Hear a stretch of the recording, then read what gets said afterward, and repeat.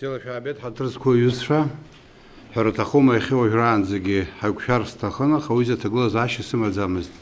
И взедзен и флирует, оно хедуку хаман, асас фарацоникан, айла харакан, убрямиштех, урстула асцет, айкушарасыман, однокот пеуско арминистр, урстула хада, убрямиштех сыкан Башкортостан, убри и над халан, тагло заши алымтит, убрезахано беханза, خبري بريس كونفرنس زاحكز حبخا حرتخوما يكون قب حنش في خزو هيكشلوت صايبود يزبنوغزر سرجي لسكاوت ويخنزا ياشوسو Аслан Георгипа аяйра жужаба шукса ахыцра азгуатара нахунткара ялнарша затуша заатгыларц ҳҭахын анаҩсгьы аибашьра ветеранцәа ҭахаз ирҭаацәарақәа ҩаԥхьа ацхыраара рыҭара азгәаҭоума маҷк шәаҳзалацәажәарц ҭахын Харахзахун хунткаразы дарацак дус момшын убре анпи апсна хунткара хадара цыпх какая-то комиссия и вибашукса аяйра азгватра язку. Уя комиссия айла парами пыргет вибишбен 27 заседаний Государственной комиссии и итог он вами виден, как прошли мероприятия. Кстати говоря, часть этих мероприятий будут реализовываться в течение действующего года. Общий бюджет мероприятий составил более 250 миллионов рублей. Были проведены ремонтно-восстановительные работы на следующих объектах. Это мемориал первого президента Республики Абхазия Владислава Григорьевича Ардзенба, реконструкция памятника павшим в Отечественной войне народа Абхазии в селе Анхуа, реконструкция памятника в селе Приморское, ремонтно-восстановительные работы памятника погибшим в Отечественной войне народа Абхазии в селе Члоу, в селе Адзюбжа, в селе Миркула, Кандых, памятник погибшим в селе Эшера, памятник погибшим в селе Хуаб и в селе Звандрыбш. Большая часть работ выполнена, какие-то работы находятся на стадии завершения. Более того, в ходе праздника у нас побывало более 800 гостей с республик Северного Кавказа. Это члены семей, принимавших участие в нашей войне, добровольцев и погибших добровольцев. Их было 800 человек. В течение 2 недель они находились здесь, в Абхазии. Все, что связано с отдыхом, с приобретением билетов, с организацией отдыха, экскурсии, торжественных мероприятий, питания, все эти вопросы были финансово обеспечены из нашего бюджета. Для того, чтобы рационально использовать государственные деньги, государство оказало поддержку вооруженным силам. Объем этой поддержки более 130 миллионов рублей. Вы, наверное, видели, во время парада прошла новая военная техника. Это около 10 машин повышенной проходимости САДКО на базе ГАЗ-66 и около 20 других машин. Авиационная часть состояла из показательных выступлений наших ВВС с участием вертолетов и наших истребителей Л-39.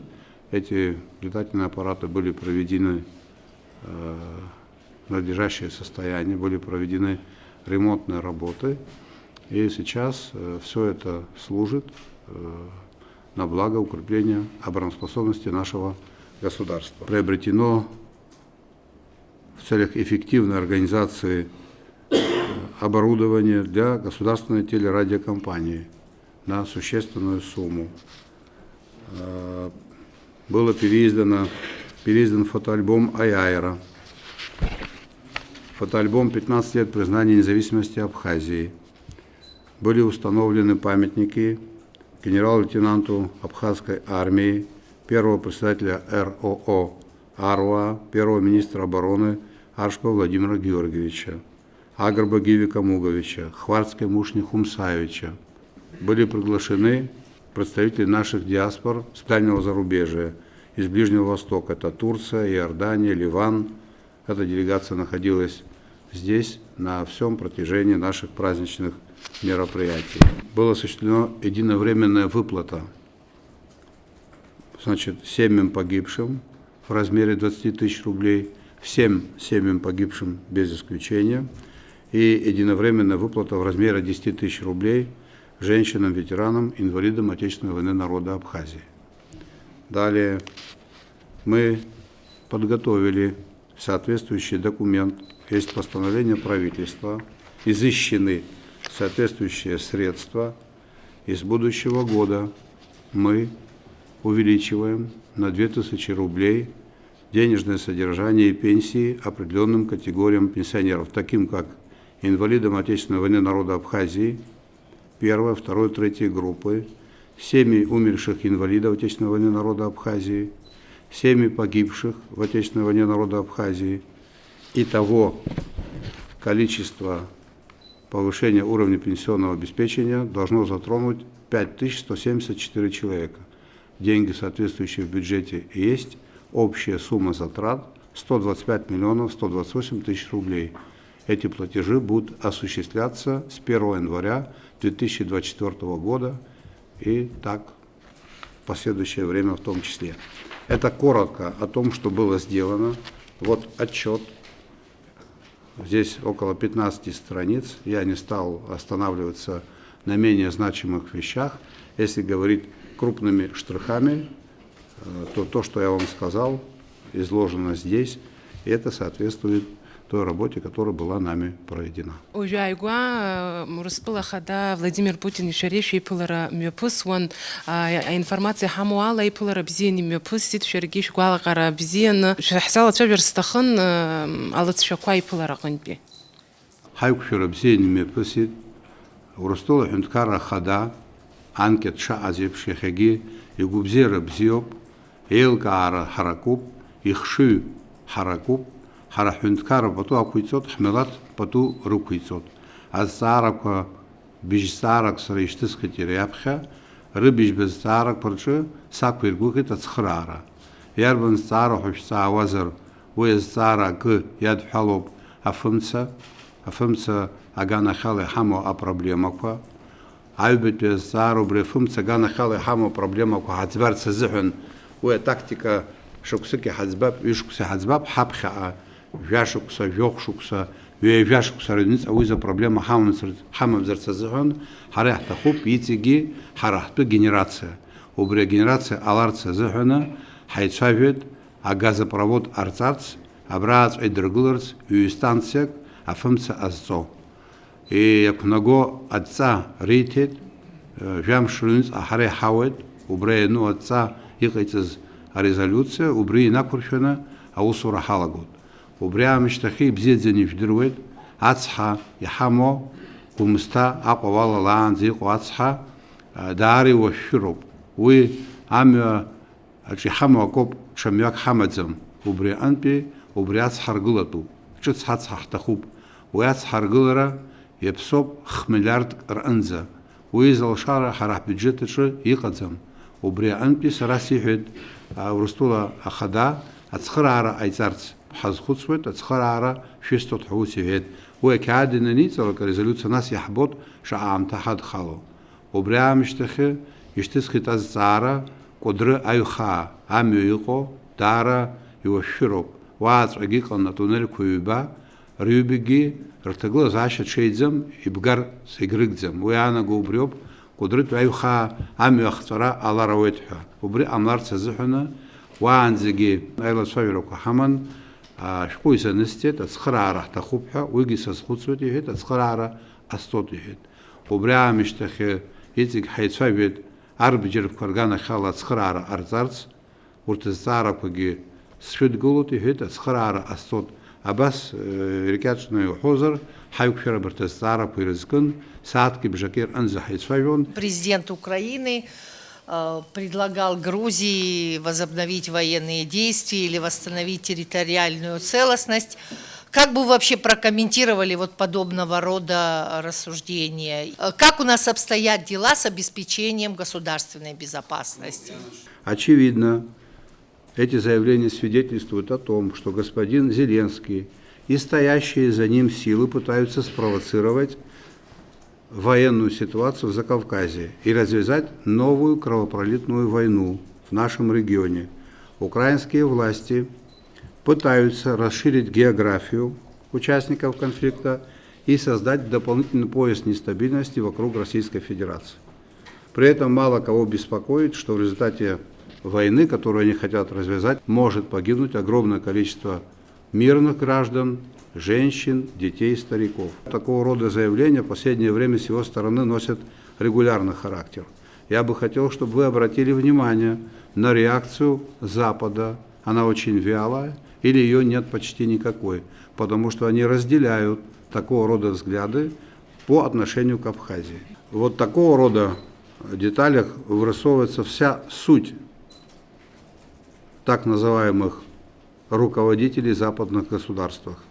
Речь идет о развязывании новой войны, и при этом нет никакой реакции. Это, я говорю, акцентирую ваше внимание для того, чтобы транслировать эту историю дальше для наших граждан, чтобы они понимали, кто наши настоящие враги и с какой стороны нам нужно опасаться возможных провокаций. Я рассчитываю на то, что руководство Грузии, действующее руководство Грузии, проявит сдержанность и проявит некий прагматизм. Не думаю, что война им сегодня выгодна. При этом хочу официально заявить, что обороноспособность нашей страны будет обеспечена в полной мере вооруженными силами Республики Абхазия вместе с нашими союзниками. Если говорить о такого рода возможном сценарии, скорее всего, вероятно, противник будет действовать не один, а вместе со своими союзниками. И мы будем действовать вместе со своими союзниками.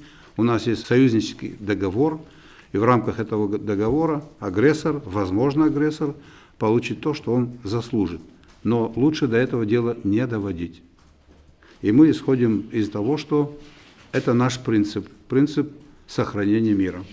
Прокомментируйте, пожалуйста, решение о базировании кораблей военно-морского флота России в Очимчире. Мы постоянно занимаемся усилением обороноспособности нашего государства. И на это нужно будет изыскивать соответствующие средства. Мы их изыскиваем. Но тут очень важна позиция, которую занимает наш союзник. И я хочу вас проинформировать о том, что в этом вопросе мы действуем единым фронтом. Вопросы мира, вопросы войны – это вопросы, которые никогда не сходят с повестки дня наших межгосударственных контактов. Мы об этом постоянно думаем. Вы, наверное, заметили, обратили внимание, в День Победы к нам зашел малый ракетный корабль. Он называется малый ракетный корабль, но очень эффективный, очень высоко оснащенный современным оружием. И вы, наверное, тоже обратили внимание, какая была реакция на заход этого корабля.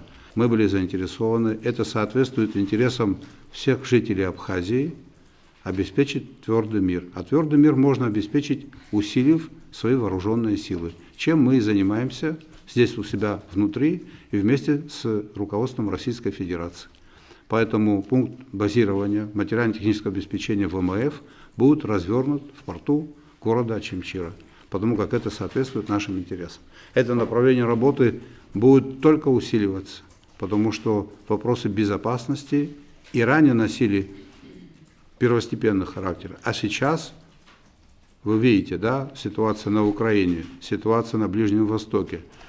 Мир находится на грани большой войны, и ни в коем случае этого допускать нельзя. Поэтому мы будем эту работу продолжать. Аслан Георгиевич, на недавней пресс-конференции Владимир Путин говорил о бесшовном железнодорожном сообщении от Ирана до Дальнего Востока.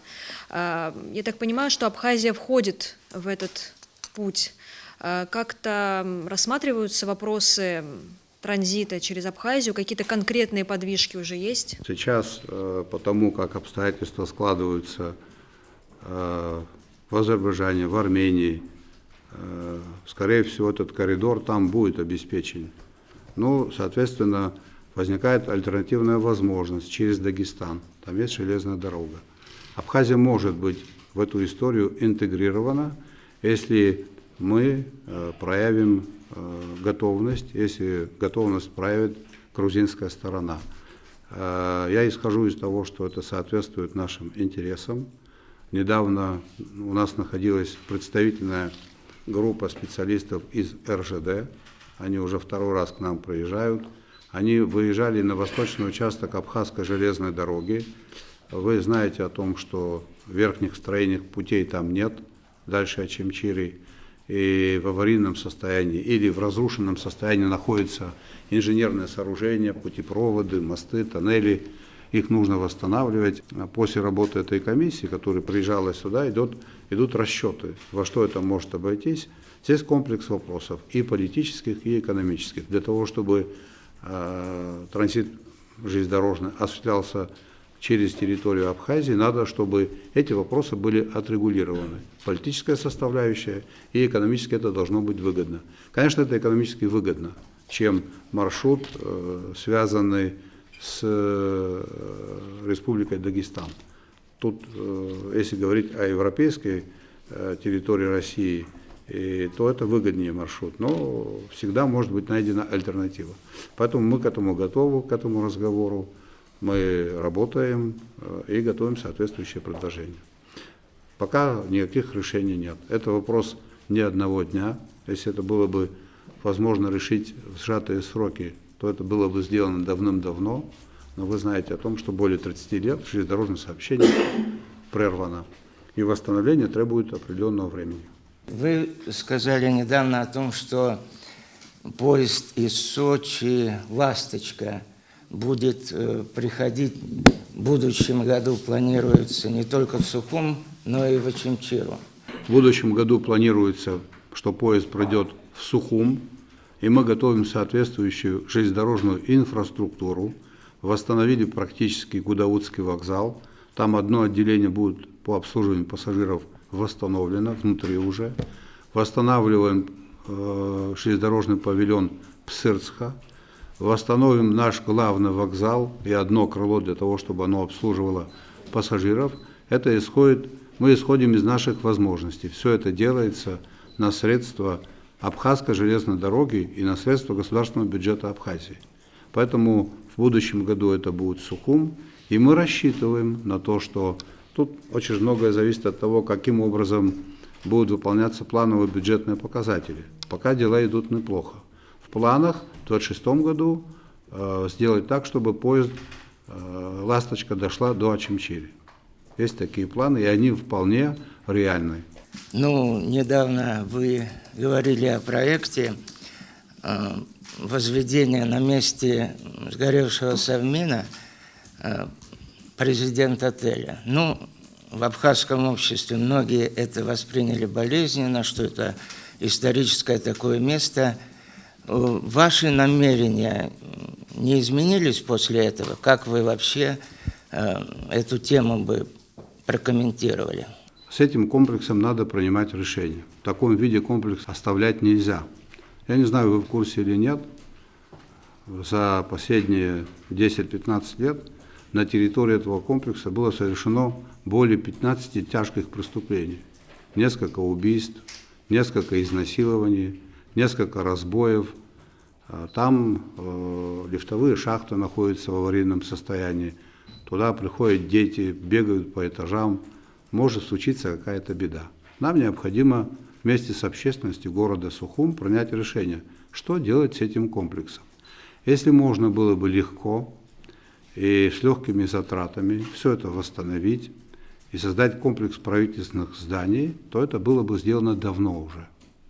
Но таких возможностей нет. Чтобы вы знали, уважаемые журналисты, я бы хотел, чтобы это было доведено до наших граждан по таким примерным расчетам. Для того, чтобы восстановить комплекс правительственных зданий, нам нужно более 2 миллиардов рублей. Это для нас огромная сумма денег.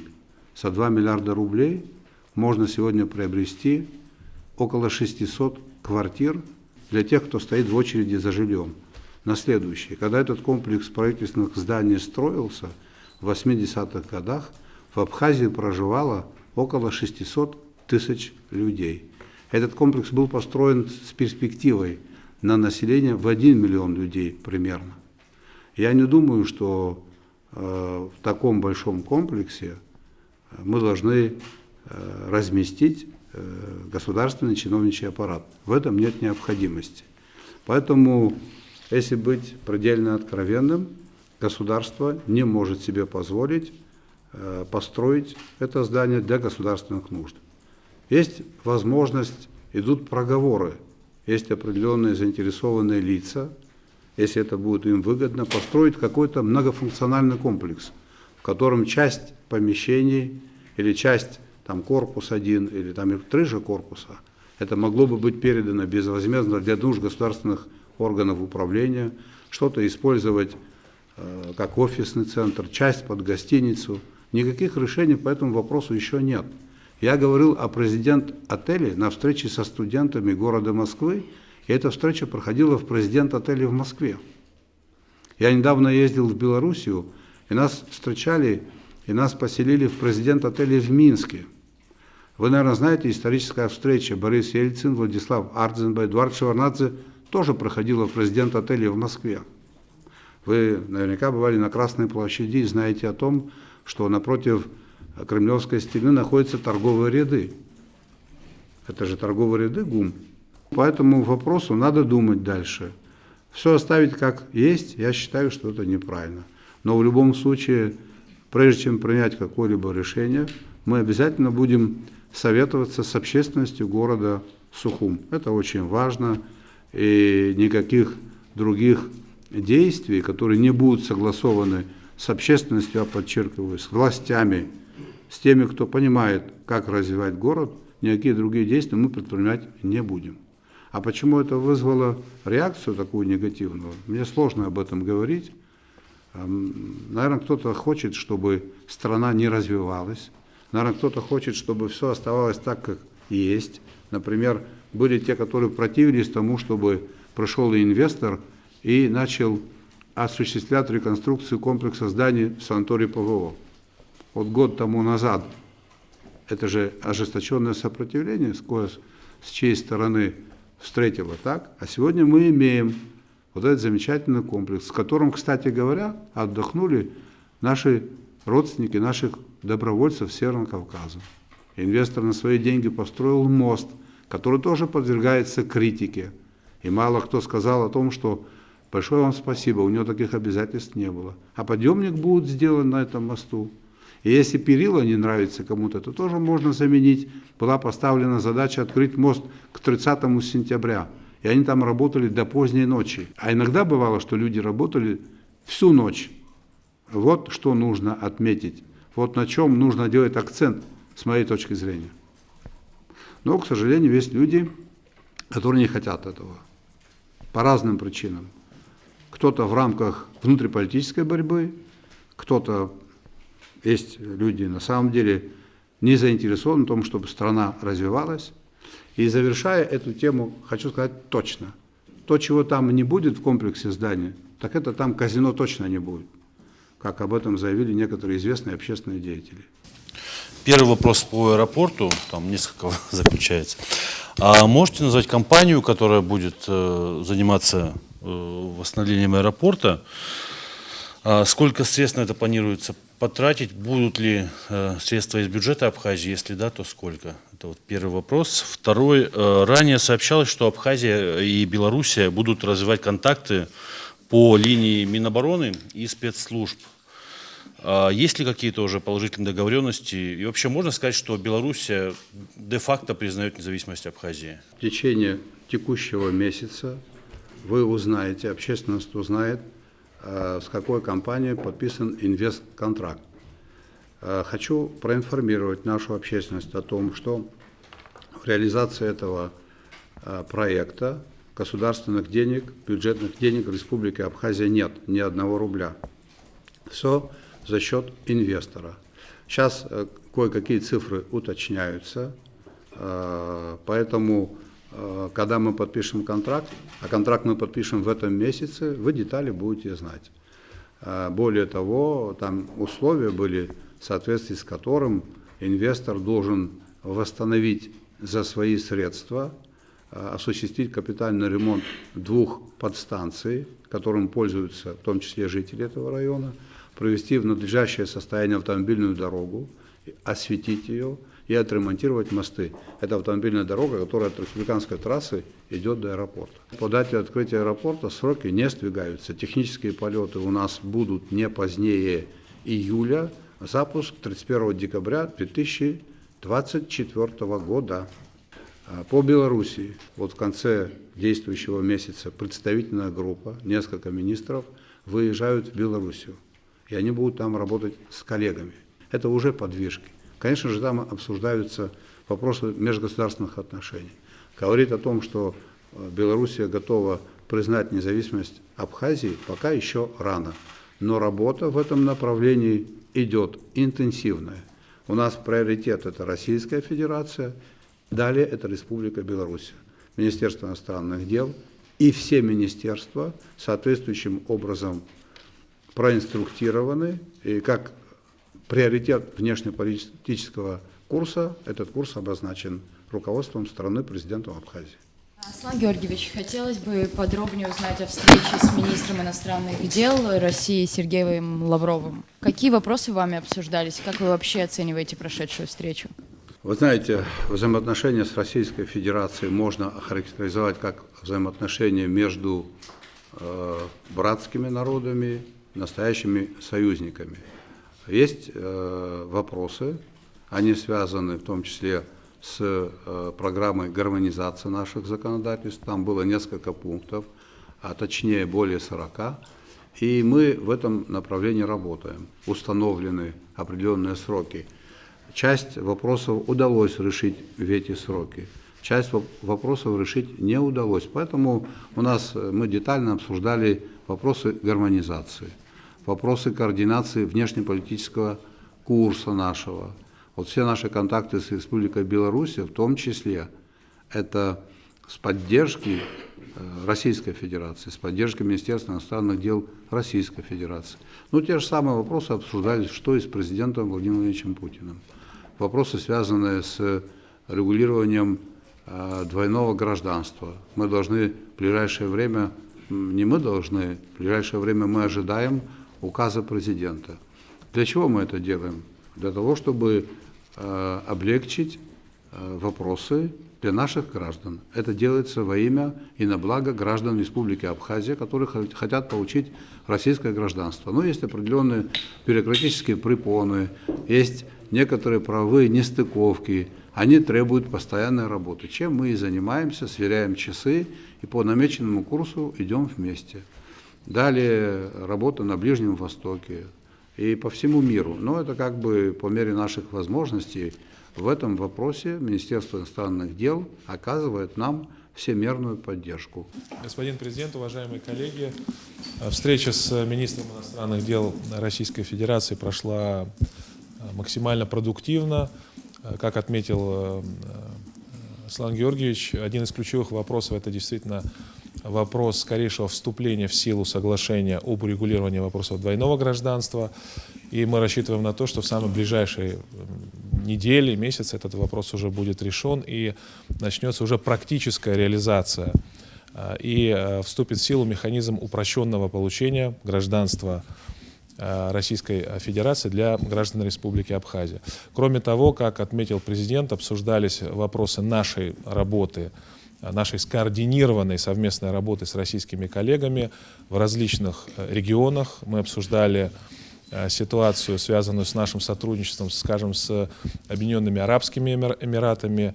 И министр иностранных дел России высказал поддержку нашим идеям, связанным с налаживанием торгово-экономического инвестиционного сотрудничества. Мы контактируем с послом Объединенных Арабских Эмиратов Российской Федерации. Кроме того, у нас активные контакты с послом Палестины, со спецпредставителем Палестины в Российской Федерации. Эти вопросы мы тоже обсуждали, разумеется, учитывая текущую ситуацию, там большие сложности. Если подводить общий итог, в соответствии с нашими базовыми межгосударственными соглашениями, мы действуем скоординированно с МИДом России, мы подписали с российским коллегой план консультаций на ближайшие годы и будем двигаться в ключе выполнения тех наших совместных планов, которые были утверждены Поэтому сотрудничество у нас весьма продуктивное. Особое внимание в ходе встречи с президентом Российской Федерации и с министром иностранных дел было обращено на взаимодействие между Республикой Абхазия и субъектами Российской Федерации. Это направление работы одобряется властями России, и в рамках реализации этого курса мы устанавливаем добрососедские отношения. Как вы знаете, к нам приезжают гости, руководители разных субъектов Российской Федерации. И я хотел вам рассказать приятную историю. Может, вы об этом знаете, наверняка знаете, а может и не знаете. Вот моя поездка в Башкирию, она связана с тем, что у нас, во-первых, сложились давние исторические отношения с руководством Башкирии.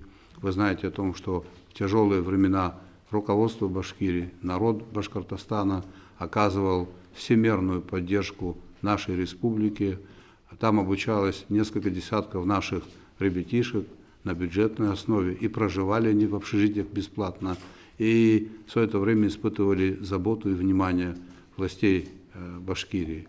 У меня давно сложились личные отношения с премьер-министром, уже лет 20, как мы дружим, с руководителем, замечательным человеком. Они были в прошлом году в марте здесь у нас в Абхазии и обратили внимание на некоторые наши, скажем так, памятники архитектуры.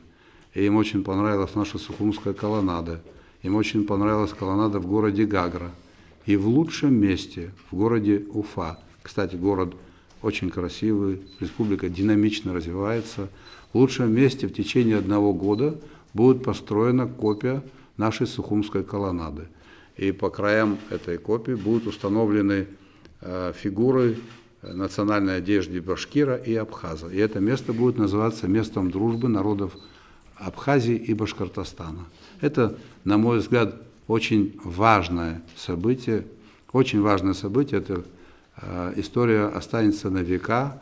И вы знаете о том, что вот недавно к нам приехало первые 50 туристов. У них есть башкирское долголетие, такая программа.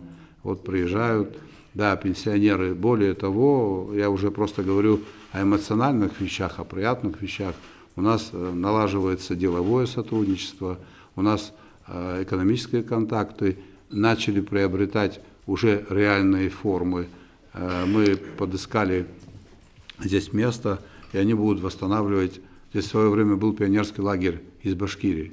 Понятно, что это место уже заняли, мы нашли другое место. Вот они будут строить там санаторно-курортный объект с таким же названием, с тем, чтобы жители этой страны приезжали к нам. Понятное дело, что это рабочие места для нас, налоговые поступления, обустроенная территория и укрепление международных братских связей. Мы в этом нуждаемся. Чем больше друзей у Абхазии, у абхазов, тем тверже наша поступь в этом мире. Я исхожу из этого тезиса и пытаюсь его реализовать. Вопрос по предстоящей инвестпрограмме. Расскажите нам, пожалуйста, какие планы, что планируется включить, какая там она будет в том же виде или как-то модернизируется? Вот подробнее хотелось бы знать. Содействие социально-экономического развития Республики Абхазия с Российской Федерацией. К сожалению, объемы инвестпрограммы будут сокращаться. В основном мы в последнее время в плане реализации инвестпрограммы последние 3 года мы делаем акцент на развитие инфраструктуры. Это то, что необходимо для развития экономики. О чем идет речь? Это дороги, это водоснабжение и канализация, это энергетика. Без дорог, без водоснабжения, без энергетики очень сложно развивать экономику. Вот эти вот деньги, которые мы получаем из Российской Федерации, будут направлены прежде всего на эти цели.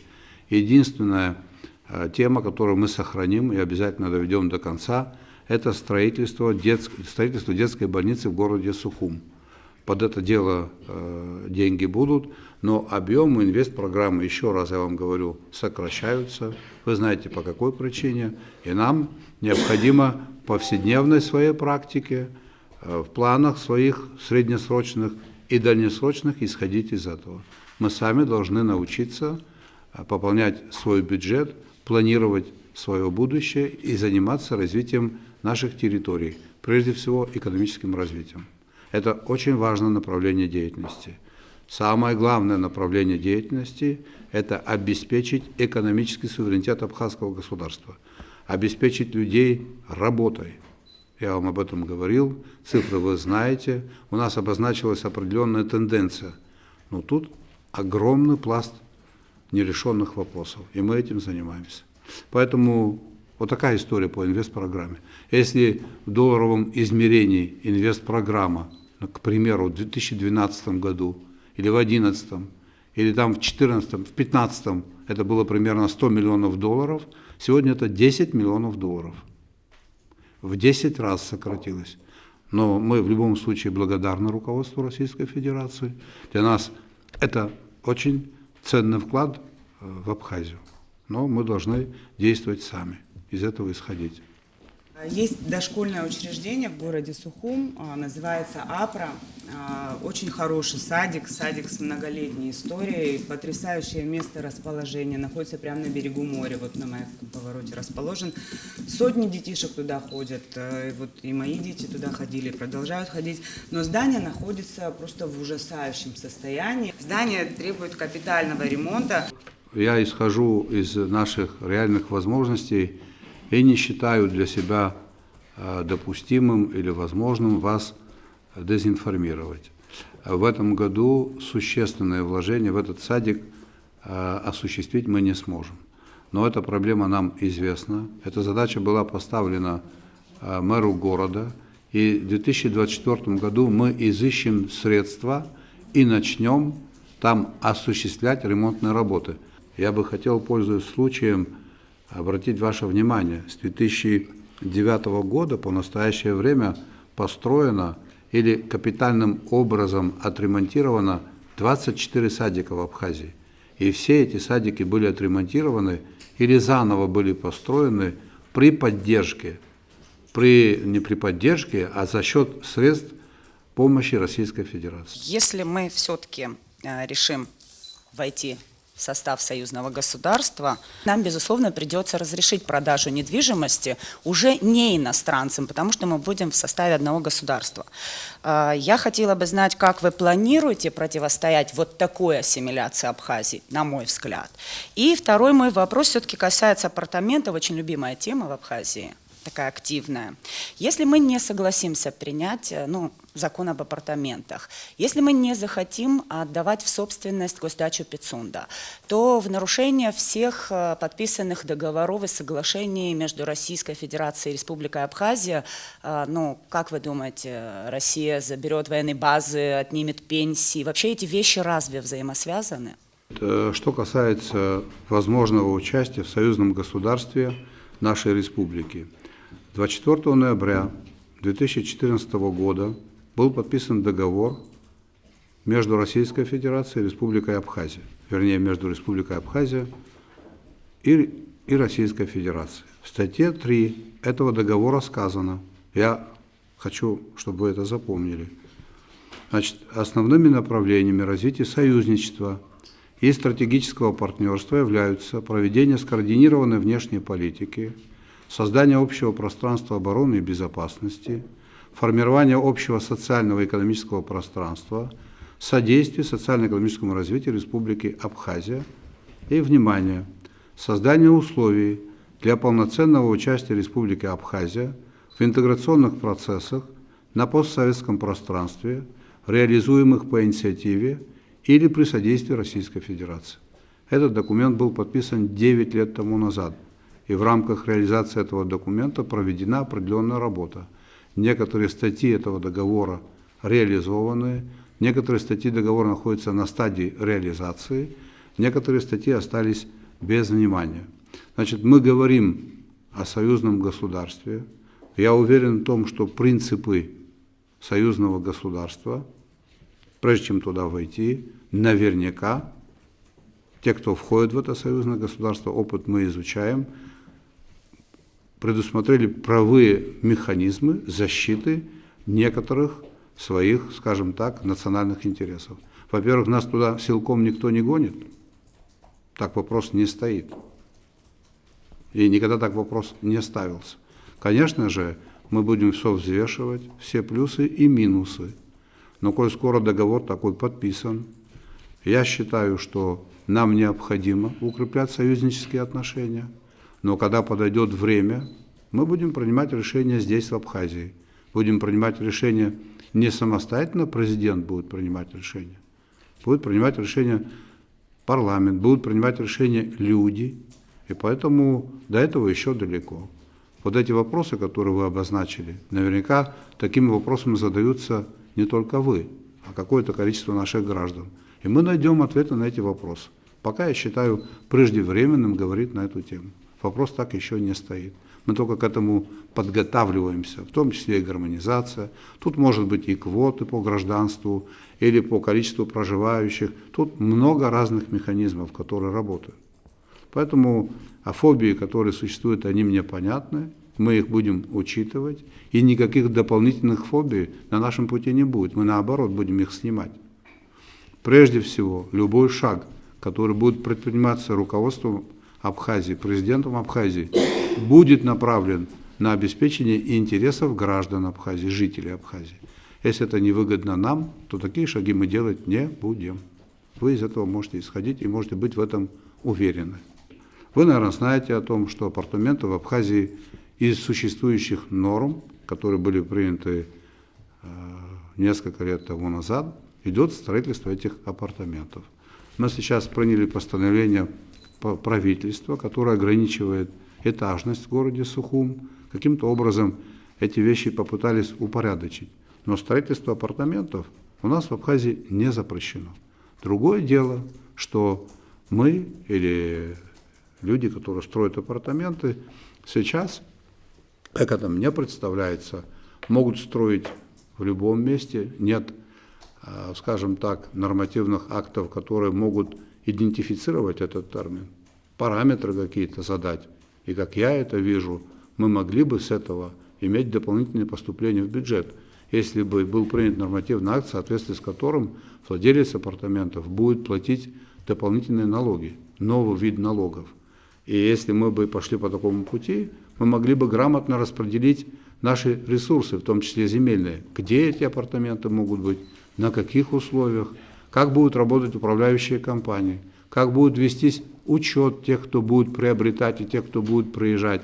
Вот для этого необходимо было принять закон о правовом статусе апартаментов.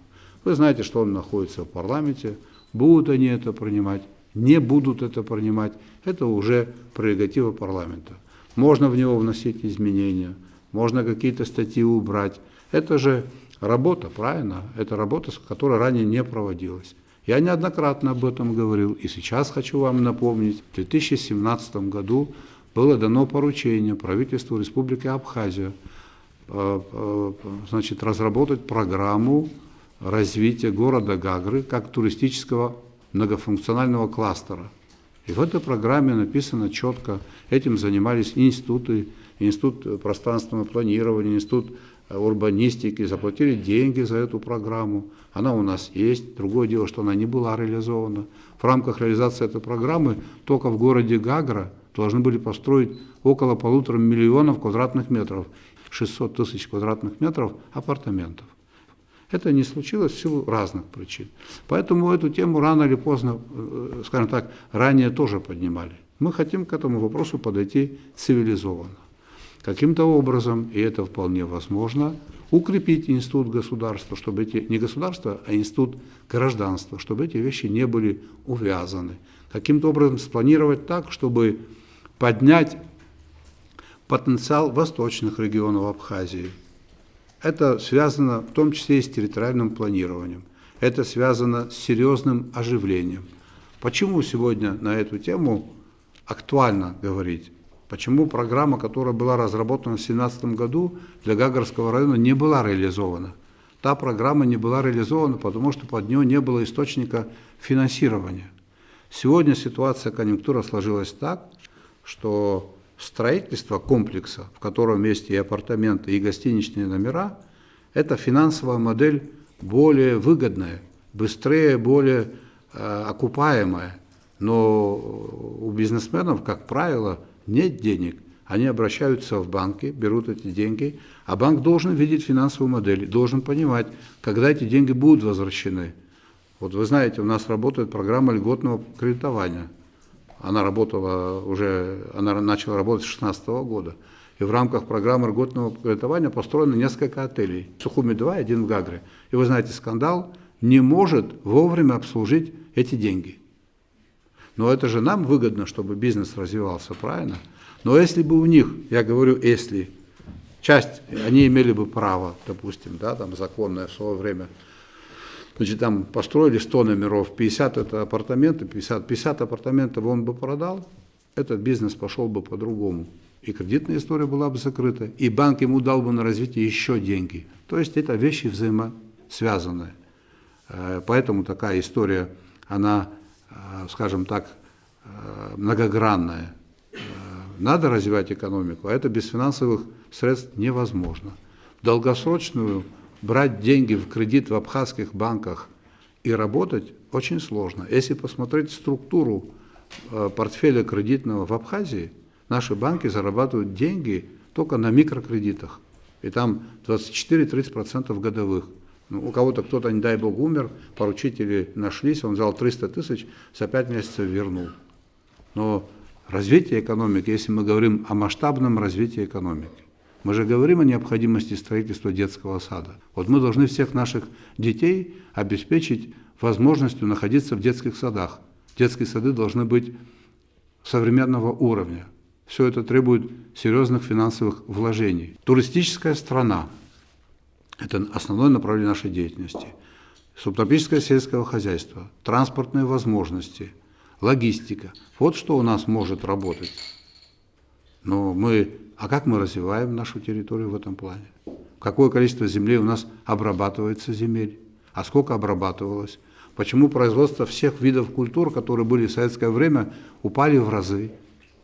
Почему наша продукция, которая востребована в России, такие культуры, как цитрусовые, мы можем поставлять там 50 тысяч тонн, а русский рынок потребляет российский 2 миллиона тонн. Но мы не можем увеличить, да потому что в эти отрасли необходимо привлечь инвестиции. Это уже экономика с другим подходом, это капиталистическая экономика. Если раньше в основные фонды предприятий сельского хозяйства вкладывался Советский Союз, строил совхозы, покупал, значит, там саженцы, огораживал, платил, ждал 5 лет, пока будет урожай, это сейчас должен делать абхазский капитал. Возможности абхазского капитала в этом плане ограничены. Значит, надо привлекать капитал извне. Он работает на таких же условиях, на таких же принципах, как и наш капитал. Поэтому эта работа непростая, но она понятная, и альтернативы такому подходу нет. Вот мы далеко с вами зашли.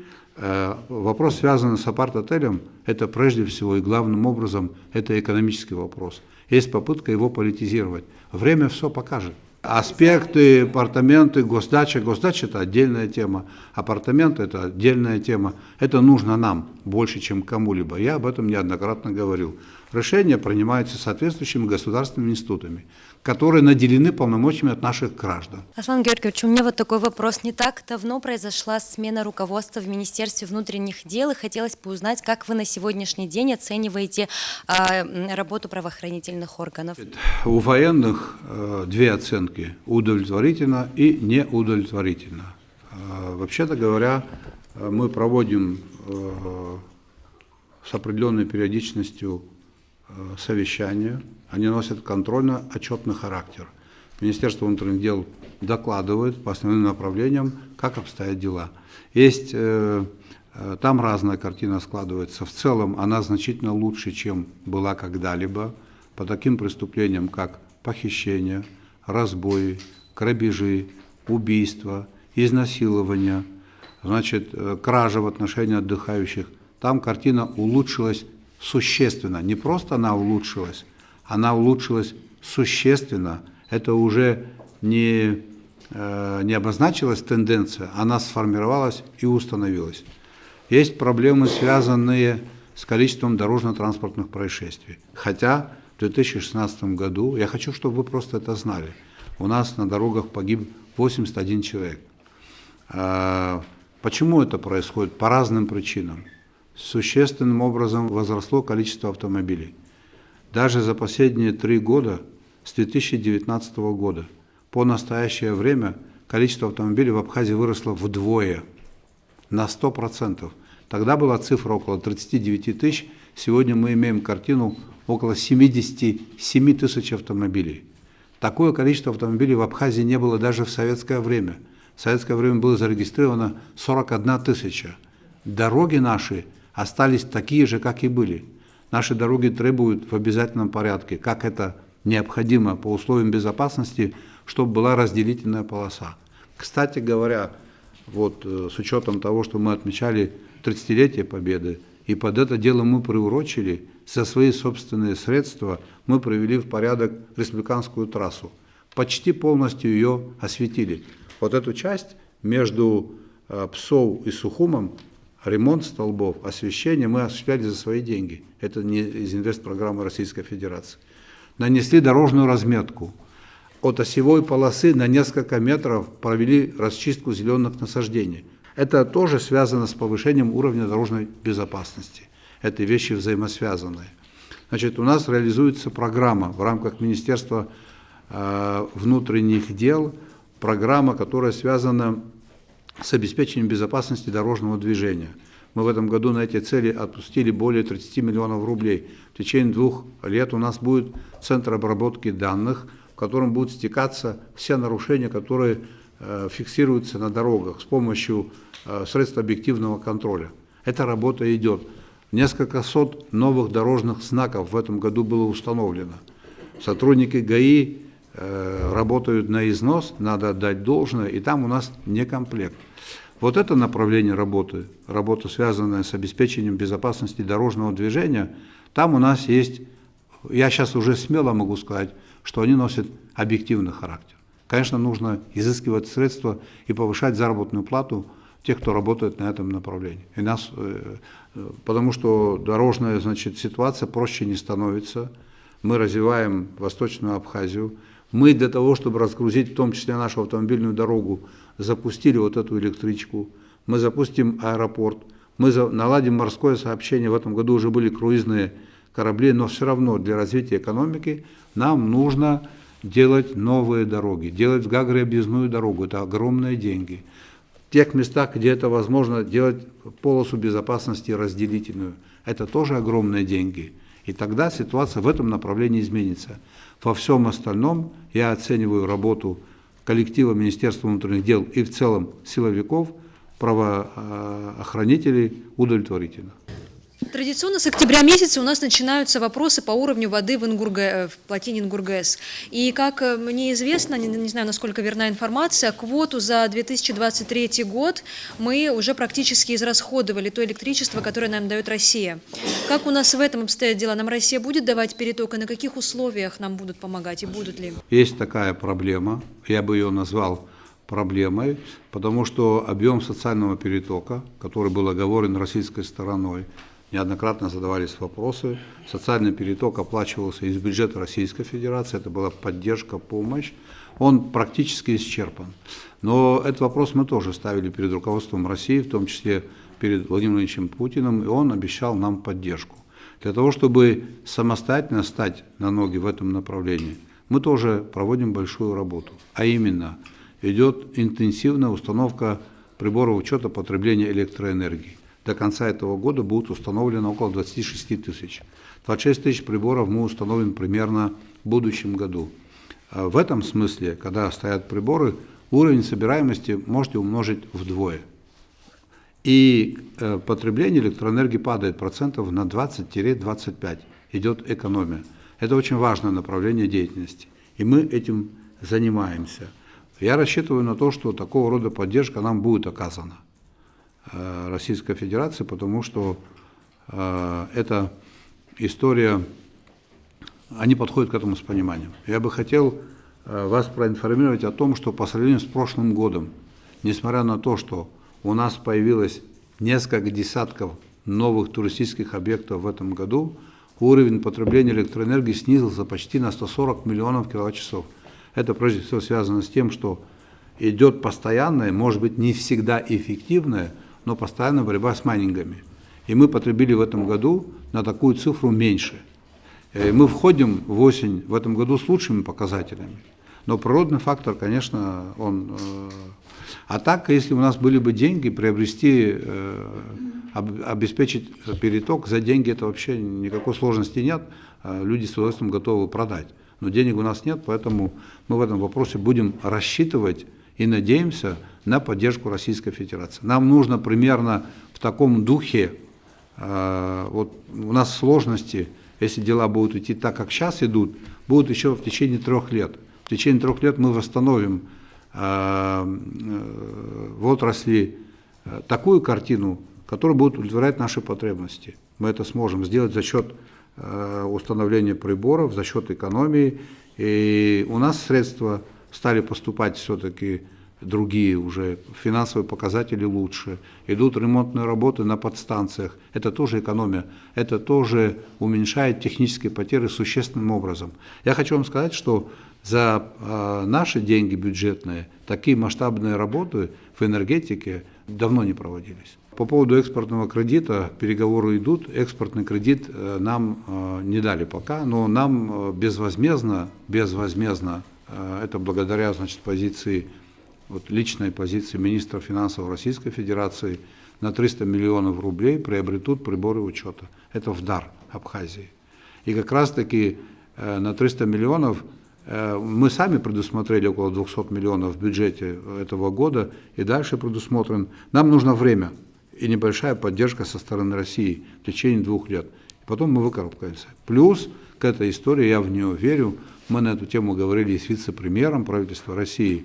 Если в сжатые сроки удастся провести, сжатые сроки это в течение 3 лет, газопровод магистральный, 2 станции поставить, а это в теории возможно 3-4 года, потому что опыт такой есть в период Олимпийских игр в Сочи.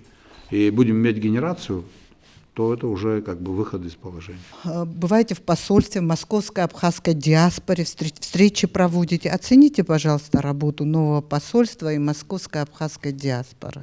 Они взаимодействуют с нашим посольством.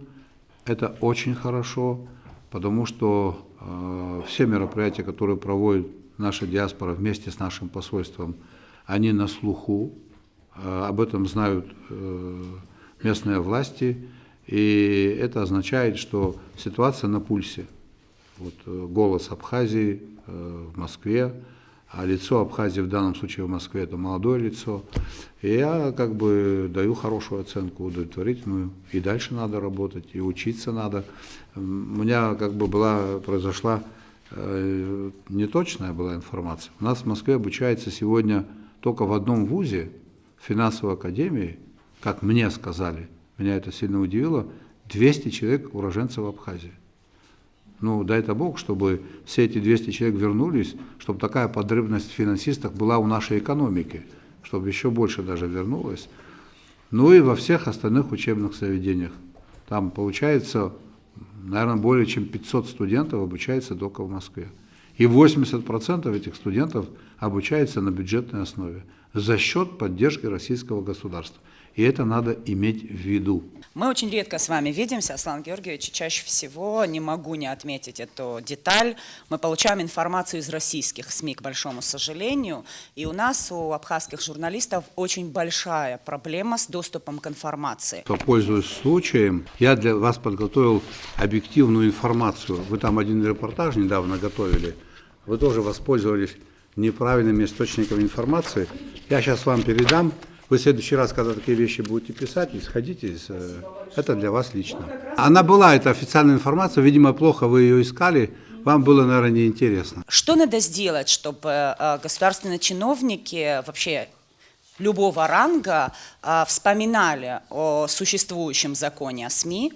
Что надо сделать, чтобы они все-таки взор свой обратили на нас, абхазских журналистов, и мы получали от них информацию, а не от коллег? Отдельные СМИ, отдельные журналисты, отдельно, я хочу это подчеркнуть, не заинтересованы в том, чтобы объективно информировать нашу общественность. Они ищут какие-то сенсационные материалы и с большим удовольствием транслируют материалы, которые не соответствуют действительности.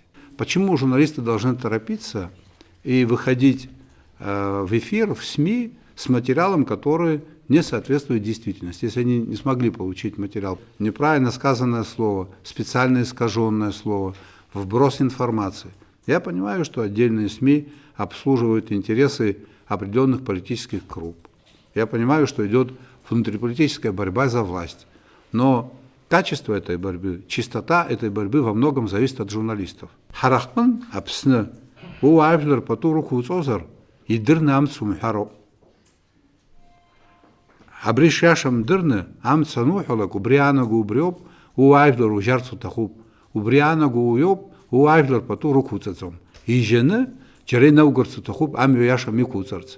Абриз тахуqa апсны. Те журналисты, недавно которые публиковали в СМИ, выкинули информацию о том, что я дал добро, чтобы переселить всех карабахцев в Абхазию.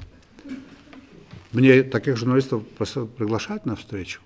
И это все, как это перепостировано было, да, во всех СМИ, которые, значит, оппонируют мне. Я, правда, не совсем понимаю, по какому поводу оппонируют. Если спокойно по полочкам разложить, вы знаете, по всем направлениям деятельности министерства, ведомства, территории мы можем провести сравнительный анализ с тем, что было у нас в Абхазии до 2020 года и сейчас.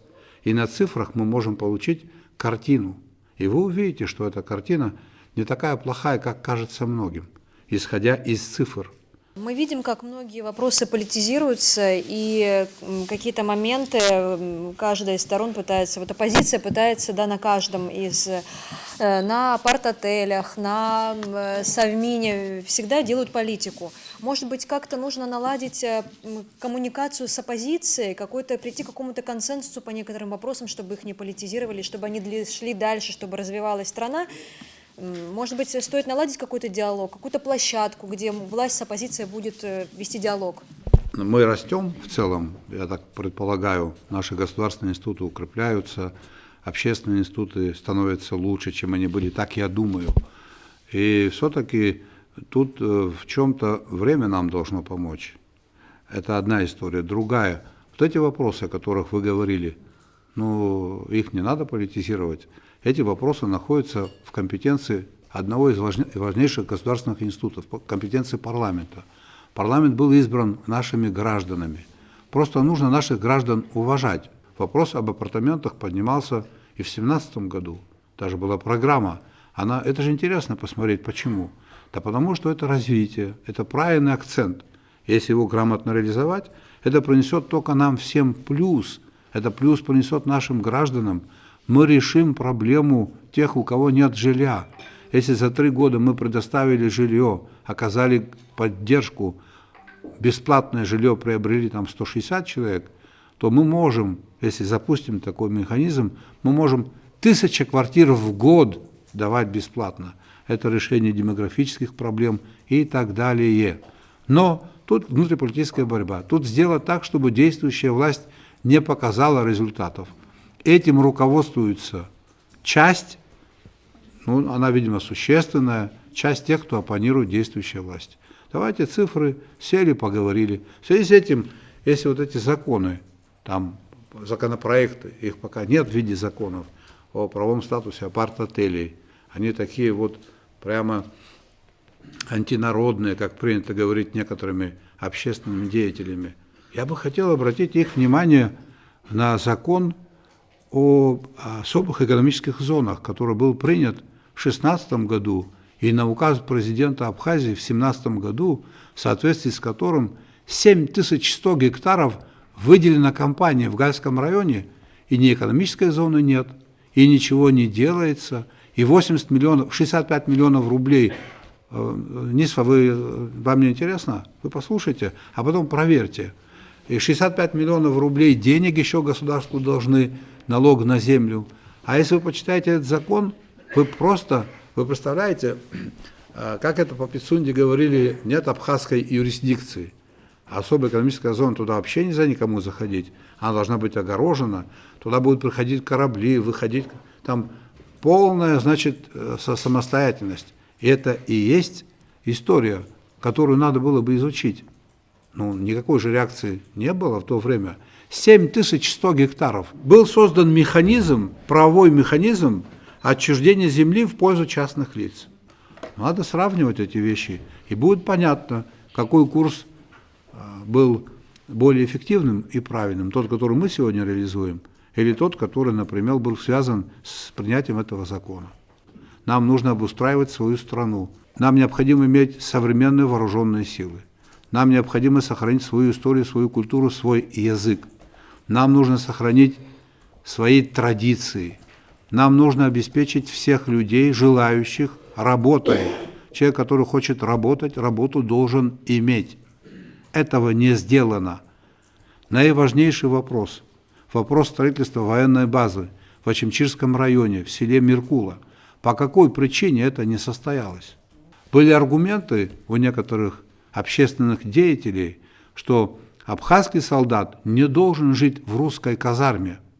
Русская казарма – это условия, приемлемые, хорошие условия, построенные на российские деньги, которые находятся в пользовании у наших вооруженных сил.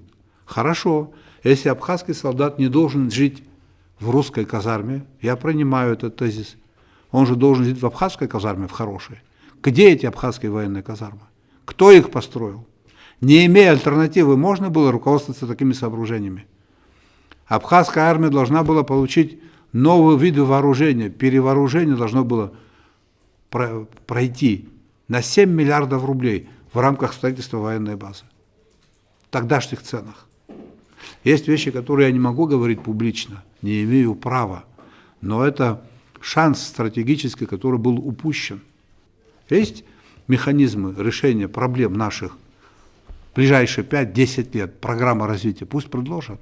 Реальная. Программа была принята социально-экономического развития, утвержденная там. Где она?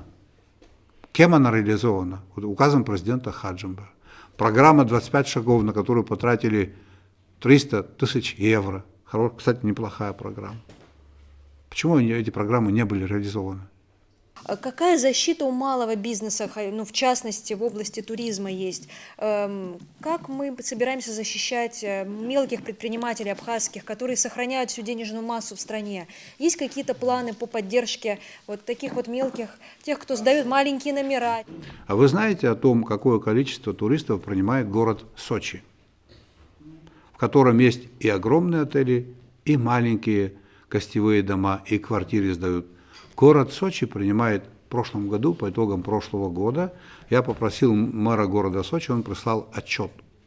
7 миллионов 200 тысяч туристов. Вы знаете, сколько мы принимаем туристов? Мы, наверное, по итогам этого года примем 600 тысяч.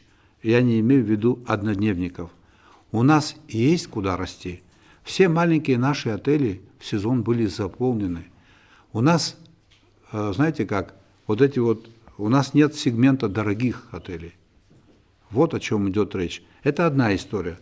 Другая история. Один товарищ известный сказал, у меня, говорит, 15 номеров, построили, говорит, МВО и ПВО, и, значит, ко мне люди хуже едут.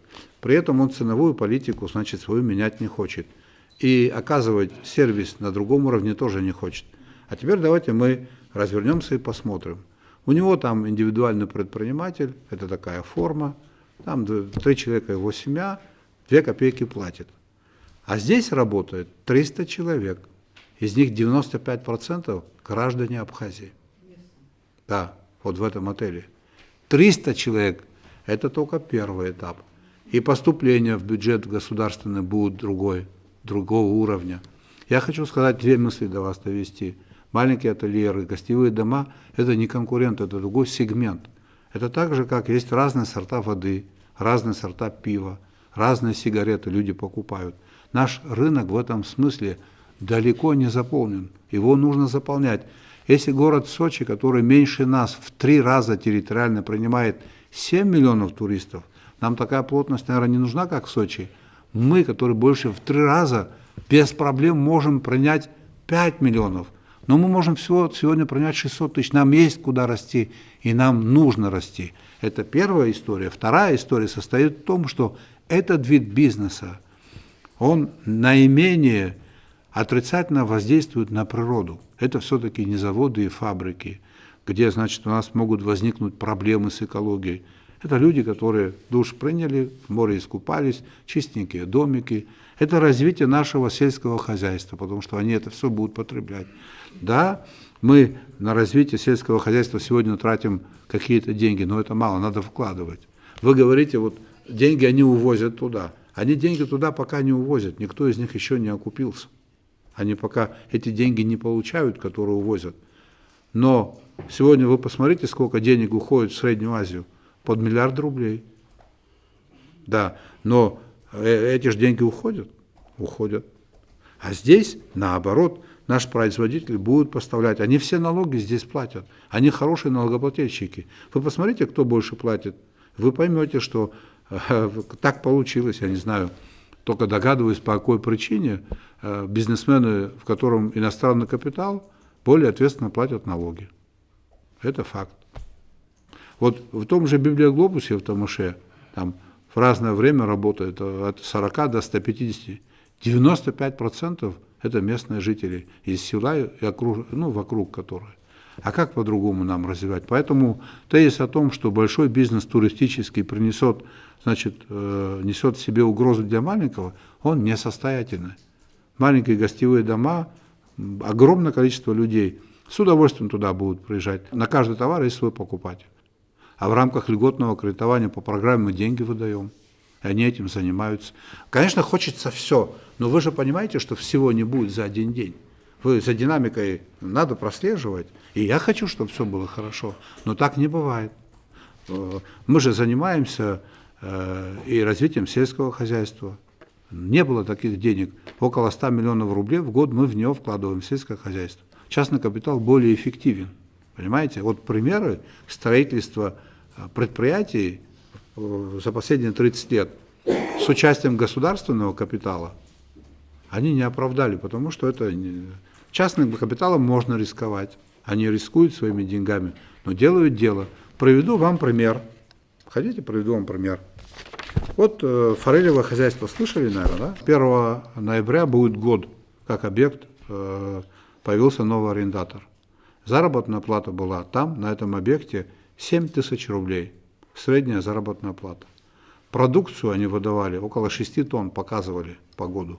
Туда было вложено в разные этапы руководством Абхазии там, за последние 15 лет, я не ошибусь, около 3 миллионов долларов теми деньгами, там 90 с чем-то. Эффект был такой. Сегодня это все находится в аренде у частного инвестора. Средняя заработная плата 40 тысяч рублей за 1 год. Больше, чем в 5 раз зарплата выросла. Налоговые поступления выросли больше, чем в 5 раз. Туда уже вложено около 80 миллионов рублей на реконструкцию, там нужно менять и так далее. Нам с вами что нужно? Нам с вами надо иметь свежую рыбу, правильно? По доступной цене. Так?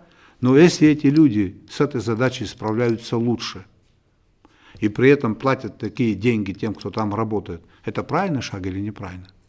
Я хотел бы, пользуясь случаем, вам рассказать о том, что больше чем 95% нашего бюджета формирует частный бизнес. Вы об этом знали? Список крупных налогоплательщиков. Первая компания, 2020 год, больше всего заплатила, 239 миллионов. Компания РН Абхазия. Иностранный капитал.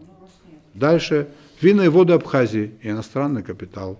Аквафон, 153 миллиона. 50% Мегафон принадлежит. Иностранный капитал. Азид, национальная компания.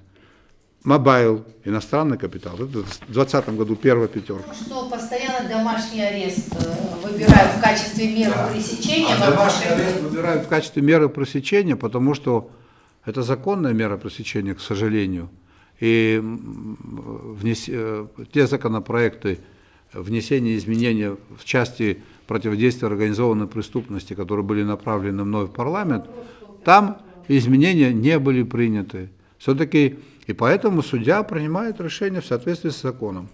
Он имеет право такое решение принять. Хотя я против того, чтобы так было. Я за то, чтобы домашний арест был только в отношении беременных женщин. У нас, я еще раз хочу подчеркнуть, проблема не в том, что мы создали государство полицейское и все виды свобод здесь приглушили. Нет. Проблема в том, что у нас хочет распоясаться преступный мир и нам навязать свои правила. А вы что, не помните такие времена, когда летом по набережной ходили тут преступные авторитеты и те, которые за ними там? На самом деле парламент этот вопрос обязан рассмотреть и принять по нему какое-то решение. Лучше, чтобы оно было правильное. В этом отношении была проведена огромная работа. Неоднократно, значит, здесь была создана комиссия по внесению изменений в УК, в УПК, по упрощению некоторых статей, в том числе и по клевете. Комиссия работала 1 год. В эту комиссию входили представители Генеральной прокуратуры, МВД, судейского сообщества, председатели комитетов парламента. И эти рекомендации были выработаны, документ находится в парламенте, и пока по неизвестным мне причинам он не принят. Есть там профильный комитет. Что касается конституционной реформы, там тоже работала комиссия, там тоже документы готовы, и они находятся в парламенте.